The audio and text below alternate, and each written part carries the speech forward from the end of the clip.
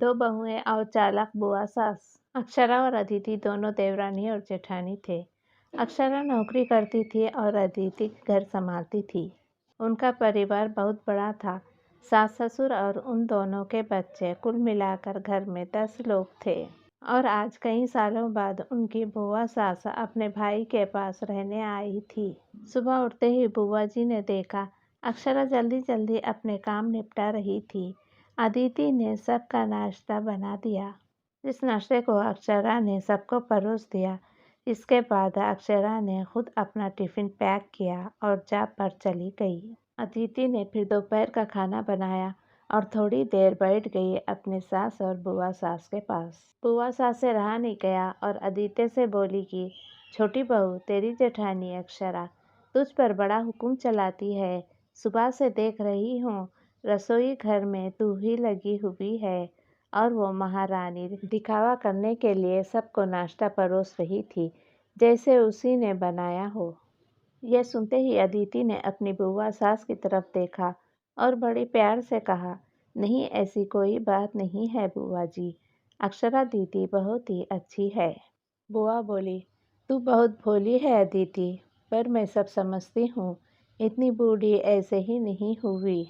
अदिति से अब रहा नहीं गया और वो बोली कि बुआ जी, आपको अक्षरा दीदी का बाकी सबको नाश्ता परोसना दिखा, मगर आपको ये नहीं पता कि उन्होंने मुझे डांट कर सबसे पहले नाश्ता करवाया, फिर चाय पिलाई और वो रोज़ मुझे सबसे पहले ही नाश्ता करवा देती है, वरना सबका नाश्ता बनाते तो मैं नाश्ता ही ना कर पाऊँ। वो मेरा कितना ख्याल रखती है।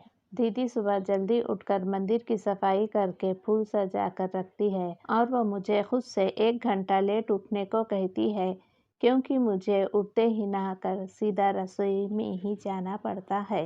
शाम को ऑफिस से आते वक्त दीदी बाजार से सब्जियां भी लेकर आती है, क्योंकि हमारे हस्बैंड्स रात को लेट हो जाते हैं। और अक्षरा दीदी ने सासू माँ को बाजार जाने के लिए मना किया है, क्योंकि माँ जी अब 60 साल से ऊपर हो चुकी है। कहीं बाजार जाते समय उन्हें तकलीफ ना हो जाए। वैसे भी उन्हें घुटनों की परेशानी है और अब माँ जी को घूमने का मन होता है तो अक्षरा दीदी छुट्टी लेकर खुद उनको घुमाने लेकर जाती है। और हाँ बुआ जी, अक्षरा दीदी रोज शाम को आकर खाना बनाने में मेरी खुद मदद करती है, चाहे वो कितनी भी थकी हुई हो। वो मेरी जेठानी ज़रूर है, मगर वो मुझे अपनी छोटी बहन ही मानती है और मैं उन्हें बड़ी बहन मानती हूँ। ये सब सुनते ही बुआ चुप हो गई। शायद उनकी चुगली अदिति के आगे फेल हो चुकी थी। शाम को अक्षरा सब्जी की थैली अदिति को पकड़ाते हुए बोली कि अदिति, सब्जियों के साथ वाले थैली में तुम्हारे फेवरेट लेखक की किताब भी लाई हूँ। ये सुनकर अदिति खुश हो गई और बोली, थैंक्स दीदी। अदिति सब्जी की थैली किचन में रखी और किताब रखने अपने कमरे में चली गई।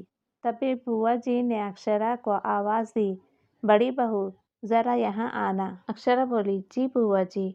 तभी बुआ जी बोली कि तुम इतनी मेहनत करके कमाती हो और ऐसे ही फालतू किताबें खरीद कर पैसे की बर्बादी कर रही हो, वो भी अपनी देवरानी के लिए।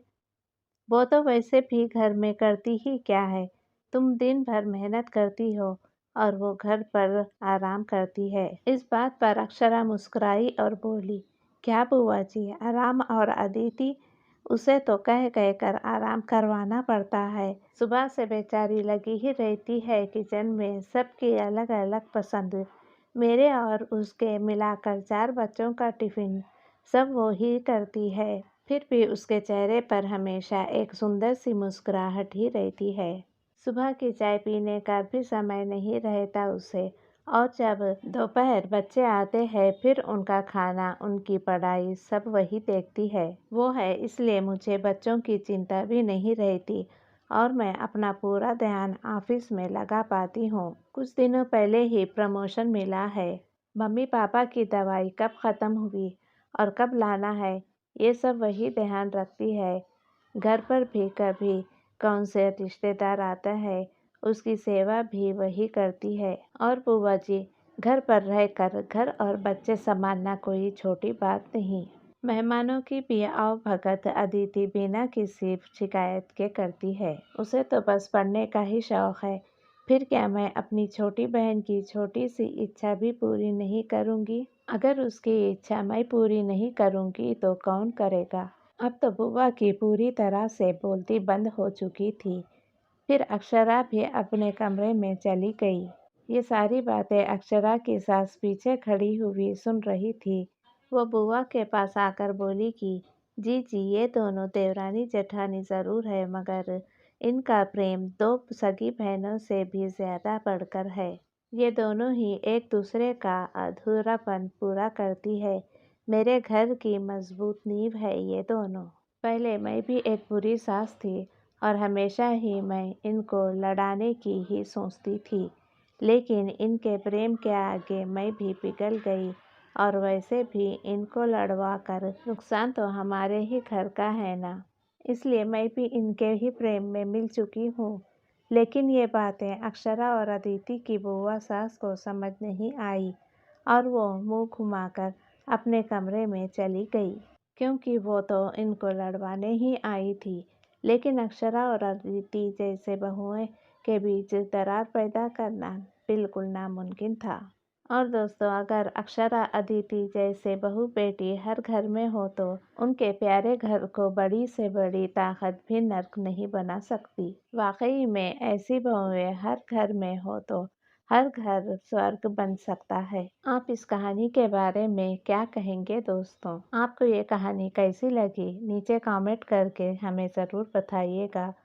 अगर आपको ये कहानी पसंद आई हो तो अपने दोस्तों के साथ ज़रूर शेयर करें और ऐसी ही प्यारी कहानियाँ सुनने के लिए हमारे यूट्यूब चैनल कहानी मेरे आवाज़ में को सब्सक्राइब कर लें।